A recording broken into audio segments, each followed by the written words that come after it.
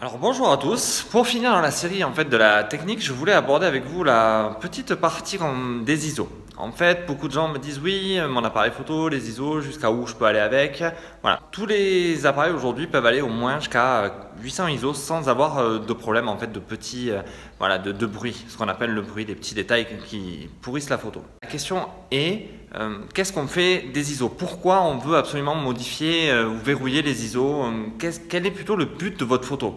L'idée, c'est vraiment que vous sachiez à la finalité la photo que vous voulez faire. Parce que si on est en mode reportage, que vous êtes sur des événements, sur des choses qu'il faut capter rapidement, peu importe à la rigueur la qualité de la photo, la qualité réelle de la photo, on n'est pas dans du portrait, on n'est pas dans du studio, là vous pouvez vraiment laisser monter les ISO pour capter, avoir de la haute vitesse, si vous êtes par exemple dans une manifestation, si vous êtes dans des choses où il y a beaucoup de mouvements et que vous avez besoin de beaucoup de photos pour saisir des instants bien précis. Là, n'hésitez pas à monter dans les ISO pour pouvoir valider vos photos sans avoir besoin de faire énormément de réglages tout le temps.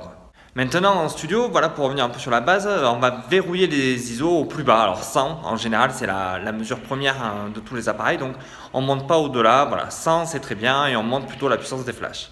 Vous allez voir que quand vous allez régler au fur et à mesure votre appareil, que vous allez faire vos tests, que vous allez pouvoir évoluer, vous allez vous rendre compte que les réglages, tout ça, tout ce qui est ISO, ouverture, vitesse, tout ça, ce sont des choses qu'il faut tester.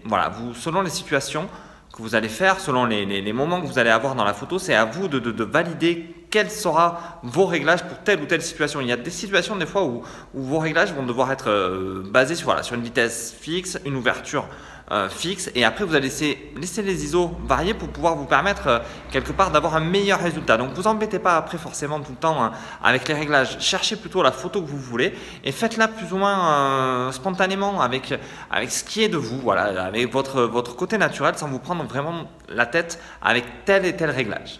Donc ça c'était pour ma première tournée, ma dernière vidéo au niveau des ISO, au niveau des réglages. Car à la finalité, ça c'est à vous de tester. On peut vous expliquer tout, mais bon, à un moment donné, faites-vous vos propres expériences et vous verrez le résultat.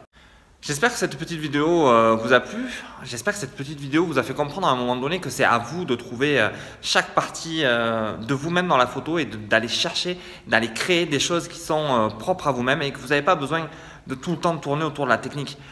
Libérez-vous, faites des tests, travaillez avec un mode bien particulier, vitesse ou ouverture, et avancez. Vous ne posez pas des milliards de questions et ne cherchez pas à tout le temps vouloir des réponses sur la technique ou sur des choses comme ça. Faites vraiment ce que vous avez envie et ça sera plus simple.